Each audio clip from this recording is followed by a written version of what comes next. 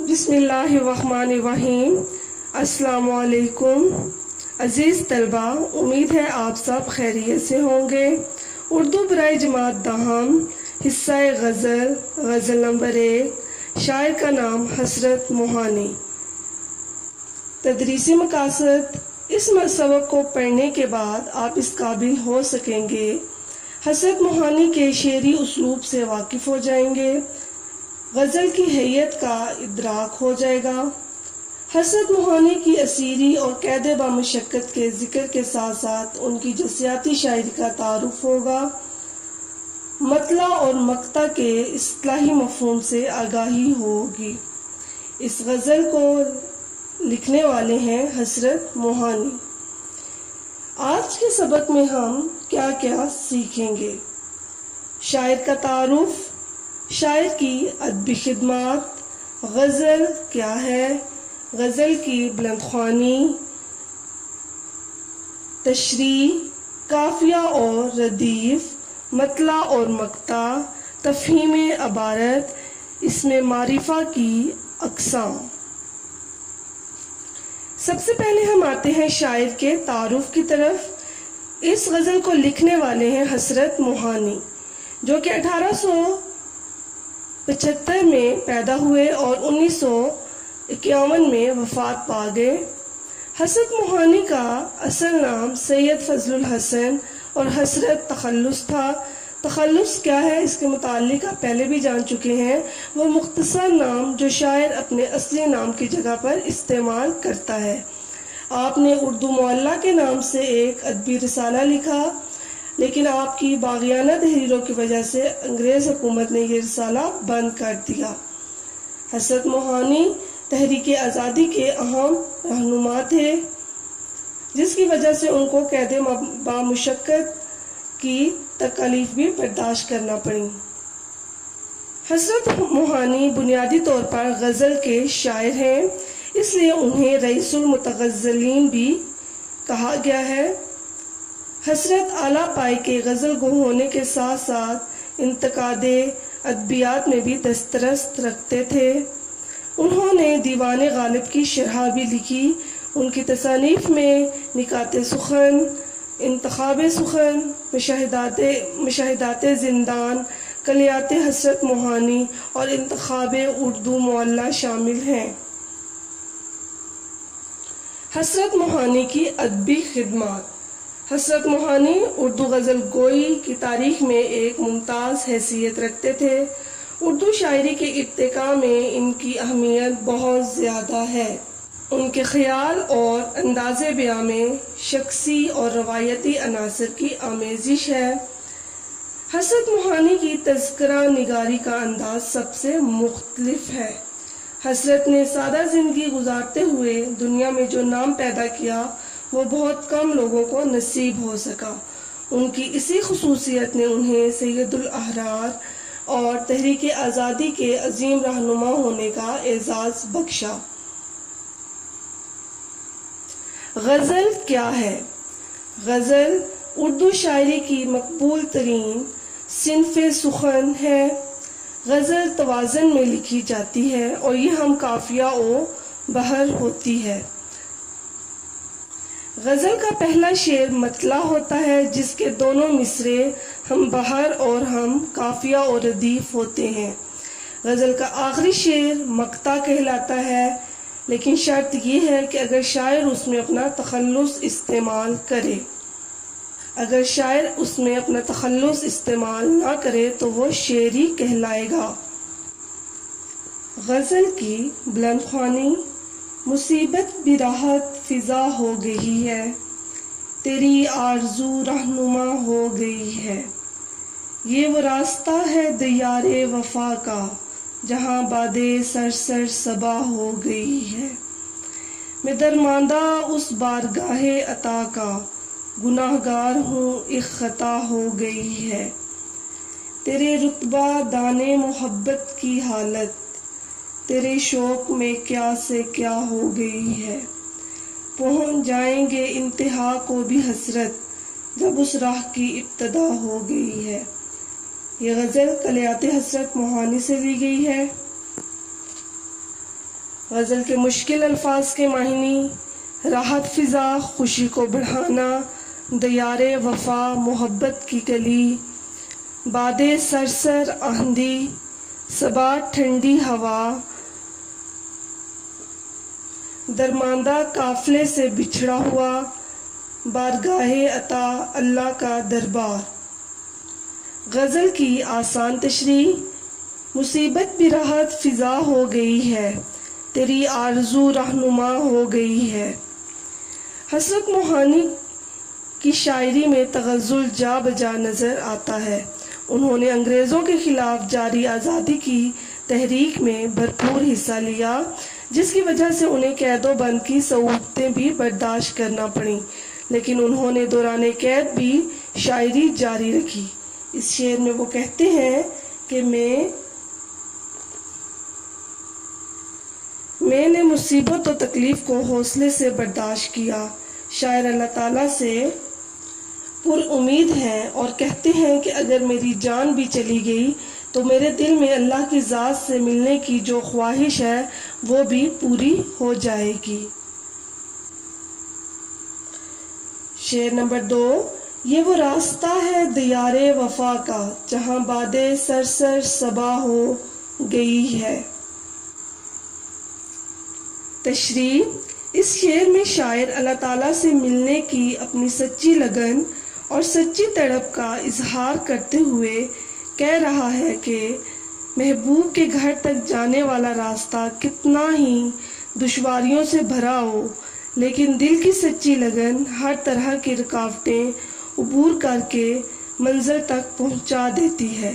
شاعر نے اپنے مصائب کو خندہ پیشانی سے قبول کر لیا ہے اور وہ کہتا ہے، مخالفین کی طرف سے ملنے والی تکالیف اور پریشانیاں اب اس کے لیے راحت اور آرام کا باعث بن چکی ہیں۔ مجھے تیز آندھی بھی ٹھنڈی ہوا معلوم ہوتی ہے، یعنی دنیا کی مصیبتیں بھی میرے لیے خوشی کا باعث ہیں۔ شعر نمبر 3: میں درماندہ اس بارگاہ عطا کا، گناہگار ہوں ایک خطا ہو گئی ہے۔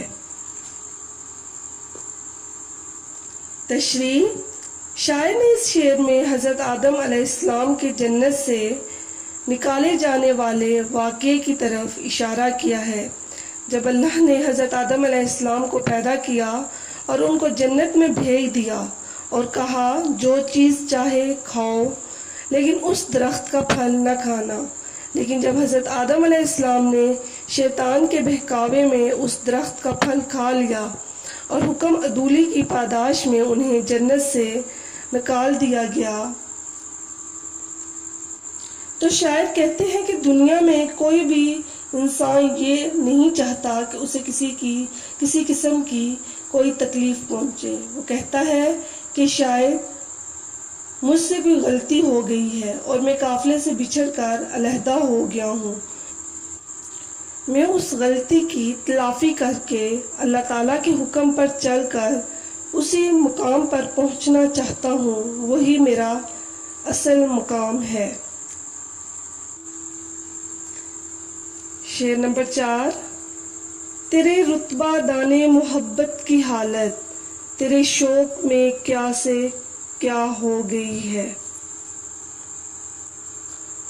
تشریح: اس شعر میں شاعر نے اللہ تعالیٰ سے محبت کی قدر و قیمت جان لی ہے اور اس کی محبت کے بلند مرتبے کو پہچان گیا ہے۔ شاعر کہتا ہے کہ میں اللہ کا شکر گزار بندہ ہوں اور اللہ کی رضا پر راضی ہوں۔ اس شعر میں شاعر نے اللہ تعالیٰ کے ساتھ اپنے انتہائی زیادہ تعلق کو بڑی چاہت و تڑپ سے بیان کیا ہے۔ شاعر کہتا ہے میں اللہ سے بہت محبت رکھتا ہوں کیونکہ میں اس کا بندہ ہوں۔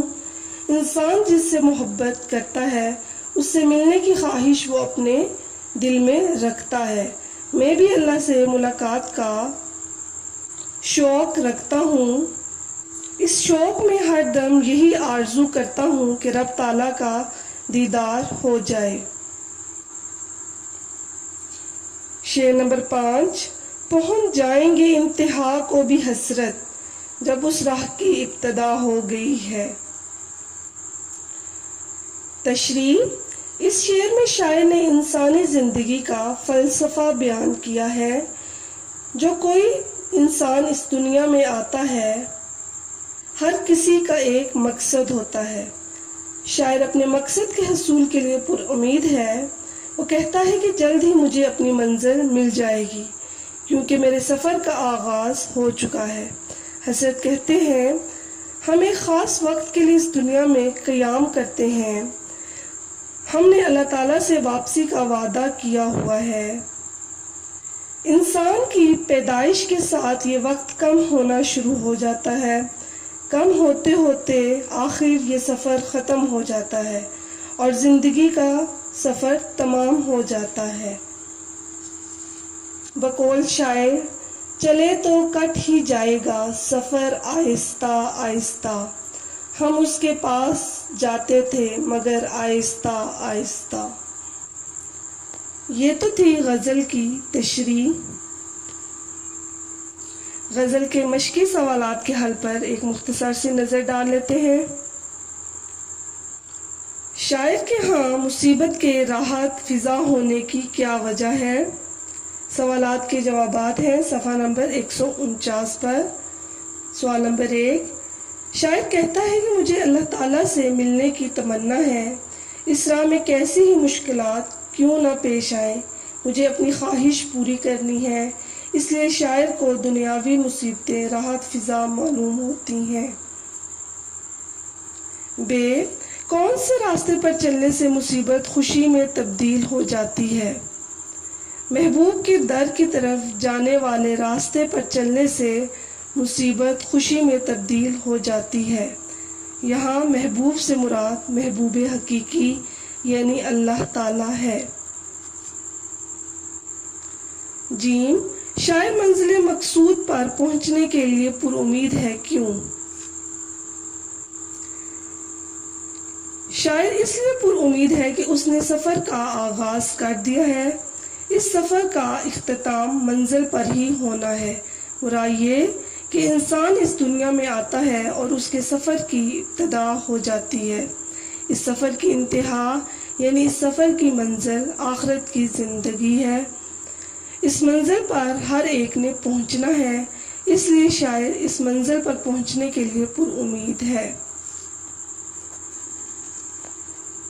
سوال نمبر 2، موضوع الفاظ کی مدد سے خالی جگہ پر کریں۔ اس سوال کو آپ خود حل کریں گے۔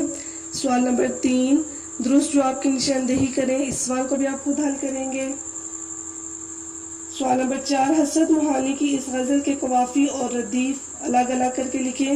میں قافیہ اور ردیف کے متعلق آپ کو بتاؤں گی، آپ نے غزل کے قافیہ اور ردیف خود الگ کرنے ہیں۔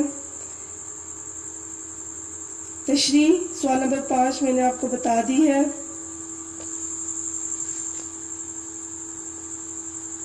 الفاظ اور تراکیب کا مفہوم واضح کریں۔ غزل کے شروع میں تشریح سے پہلے جو ہے وہ آپ کو ان کا بتا دیا گیا تھا مفہوم۔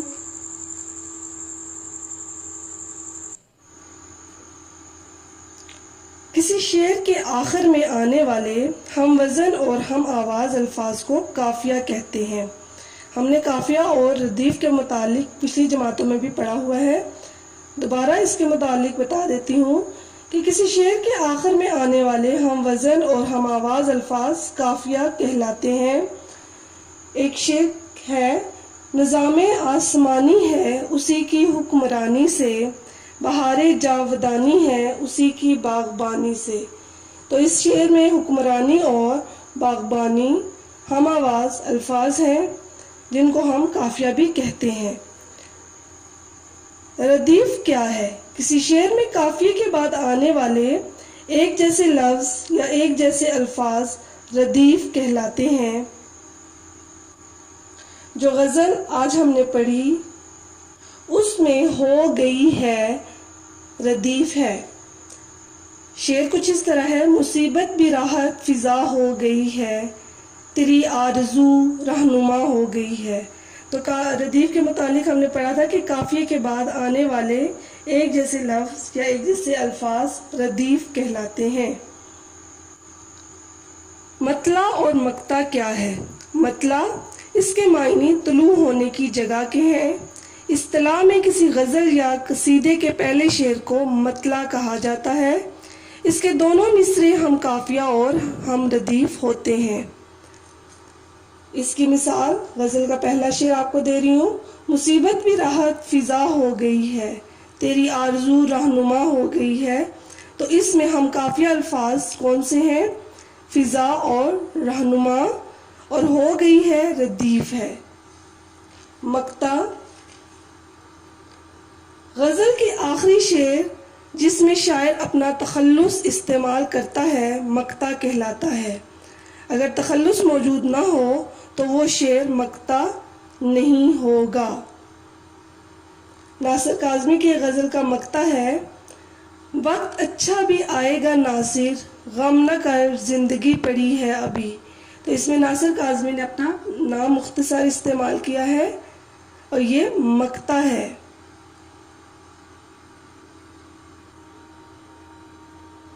تفہیم عبارت کیا ہے؟ تفہیم عبارت کے متعلق ہم نے پڑھا تھا کہ اس میں آپ کو ایک پیراگراف دیا جاتا ہے، آپ نے اس پیراگراف کو پڑھنا ہوتا ہے اور اپنے فہم کے مطابق آپ نے نیچے دیے گئے سوالات کے جوابات دینے ہوتے ہیں۔ تمام سوالات کے جوابات اس پیراگراف میں موجود ہوتے ہیں۔ ہم عبارت نمبر 1 کر چکے ہیں۔ آج ہم تفہیم عبارت میں دوسری عبارت کریں گے۔ عبارت کچھ اس طرح ہے، صفحہ نمبر 118 پر موجود ہے: آپ کا والا نامہ ابھی ملا ہے، جس کے لیے بہت شکر گزار ہوں مسٹر نعیم الحق صاحب کا کے خط سے جو انہوں نے شیخ عبدالحمید کو لکھا ہے۔ معلوم ہوتا ہے کہ ان کے خیال میں کشمیر اور سری نگر دو مختلف جگہیں ہیں۔ ان کی خدمت میں عرض کریں کہ کشمیر ملک کا نام ہے اور سری نگر دارالسلطنت۔ مقدمات جو بھی ہوں سری نگر میں ہوں گے اور جہاں تک میں خیال کرتا ہوں ان کو زیادہ مدت وہاں ٹھہرنا نہ پڑے گا۔ شیخ عبدالحمید صاحب کا خط مجھے آج آیا ہے جس میں وہ لکھتے ہیں کہ سید نعیم الحق صاحب کا سفر خرچ کشمیر کی طرف سے ادا ہونا چاہیے، لیکن مجھے یقین ہے کہ سید صاحب موصوف اس حقیر رقم کو جو سفر خرچ کی صورت میں ان کی خدمت میں پیش کی جائے قبول نہ کریں گے اور یہ کام للہ مسلمانوں کے لیے کریں گے۔ کشمیر کمیٹی کے پاس زیادہ فنڈ نہیں ہے، ورنہ میں خود سید صاحب کی خدمت میں پیش کرتا۔ اس واسطے مہربانی کر کے ان کی خدمت میں عرض کریں کہ اگر آپ بلا کسی قسم کے معاوضے اور سفر خرچ کے یہ خدمت کریں تو اللہ کے نزدیک اجر جزیل کے مستحق ہوں گے اور اللہ تعالیٰ کی طرف سے کسی اور صورت میں اس کا اجر ضرور مل جائے گا۔ اجر جزیل، وافر اجر، زیادہ اجر۔ سوالات جن کے جوابات آپ نے تلاش کرنے ہیں وہ کچھ اس طرح ہیں: علامہ اقبال نے مکتوب علیہ سے کیا کہا؟ خلاصہ لکھیے۔ سفر خرچ سے کیا مراد ہے؟ اس پیراگراف کا عنوان لکھیے۔ سید نعیم الحق وکیل ہیں، انہیں سری نگر کیوں بلایا گیا؟ اجر جزیل کے معنی لکھیے۔ اب ہم آتے ہیں حصہ گرامر سے اسم کی اقسام کی طرف۔ اسم کی 2 اقسام ہیں، آپ پچھلی جماعتوں میں ان کے متعلق پڑھتے آئے ہیں۔ کسی شخص، جگہ یا چیز کے نام کو ہم اسم کہتے ہیں۔ اسم کی 2 اقسام ہیں، اسم معرفہ اور اسم نکرہ۔ خاص شخص، جگہ یا چیز کے نام کو ہم اسم معرفہ کہتے ہیں اور عام شخص، جگہ یا چیز کے نام کو ہم اسم نکرہ کہتے ہیں۔ اسم معرفہ کی مثالیں کچھ اس طرح ہیں: قرآن پاک، قائد اعظم، دریائے جیلم، کوہ ہمالیہ وغیرہ۔ لیکن اگر ہم ان کی جگہ پر، کوہ ہمالیہ کی جگہ پر صرف پہاڑ، دریا، شہر یا کسی کا نام لکھ دیں گے تو وہ کیا ہو جائے گا؟ اس میں نکرہ ہو جائے گا اور خاص شخص، جگہ یا چیز کا نام معرفہ کہلائے گا۔ اس میں معرفہ کی 6 اقسام ہیں: اسم علم، اسم ضمیر، اس میں اشارہ، اس میں موصول، اس میں استفہام اور اس میں تنکیر۔ پچھلی جماعتوں میں ہم نے اس میں معرفہ کی 4 اقسام پڑھی تھیں، اس میں علم، اس میں ضمیر، اس میں اشارہ اور اس میں موصول۔ لیکن یہاں پر 2 اقسام کا اضافہ کیا گیا ہے، اس میں استفہام اور اس میں تنکیر۔ اس میں علم وہ اسم ہے جو کسی شخص کے خاص نام کو ظاہر کرے، جیسے شاعر مشرق، غالب، مٹھو، ابن قاسم، شمس العلماء وغیرہ۔ اس میں ضمیر وہ اسم ہے جو کسی دوسرے اسم کی جگہ استعمال کیا جاتا ہے، کیونکہ تحریر اور تقریر میں ایک نام کا بار بار لانا معیوب سمجھا جاتا ہے، تو ہم کسی اسم کی جگہ پر وہ، تو، تم وغیرہ کے الفاظ استعمال کرتے ہیں، جیسے ندیم آیا، اس نے سبق پڑھا اور وہ چلا گیا۔ تو یہاں پر ندیم کے لیے اس اور وہ کی ضمیریں استعمال کی گئی۔ اگر ہم بار بار کہیں گے ندیم آیا، ندیم نے سبق پڑھا، ندیم چلا گیا، تو یہ چیز مناسب اور اچھی نہیں لگے گی اور تحریر کو بھی بدنما کر دے گی، تحریر بھی جو ہے وہ خوبصورت نہیں لگے گی۔ اس میں اشارہ وہ لفظ جو اشارہ کرنے کے لیے مقرر ہوں۔ اشارے 2 طرح کے ہو سکتے ہیں، قریب اور دور کے، اس لیے اس میں اشارہ کی 2 اقسام ہیں، اس میں اشارہ قریب اور اس میں اشارہ بعید۔ اس میں موصول کیا ہے؟ اس میں موصول وہ اسم جسے کسی جملے کے ساتھ لگائے بغیر اس کے معنی سمجھ میں نہ آئے، وہ یہ ہیں جیسے جو، کوئی، جس، جسے، جنہوں، جنہیں وغیرہ۔ اس میں استفہام بات پوچھنے یا سمجھنے کو کہتے ہیں، اس کے لیے کون، کس، کن، کیسا، کتنا وغیرہ کے الفاظ استعمال ہوتے ہیں۔ اور اس میں تنکیر وہ لفظ ہے جو غیر معین شخص کے لیے بولے جائیں، جیسے کسی، کچھ، کوئی وغیرہ۔ یہ تو تھی اس میں معرفہ کی اقسام، جو کہ آپ کے قواعد و انشاء کی کتاب پر صفحہ نمبر 2 اور 3 پر موجود ہیں۔ گھر کا کام، غزل کی بلند خوانی کرنی ہے، مشکل الفاظ کے معنی اور غزل کی تشریح آپ نے اپنی کاپیوں پر حل کرنی ہے۔ اس میں معرفہ کی اقسام آپ نے یاد کرنی ہے اور تفہیم عبارت آپ نے اپنی کاپی پر حل کرنی ہے۔ شکریہ، امید ہے آپ سب سمجھ گئے ہوں گے۔ اگر آپ کو کوئی چیز سمجھ میں نہ آئی ہو یا اگر آپ کو کوئی دقت درپیش ہو، آپ مجھ سے دوبارہ پوچھ سکتے ہیں۔ خدا آپ کا حامی و ناصر ہو۔ اللہ حافظ۔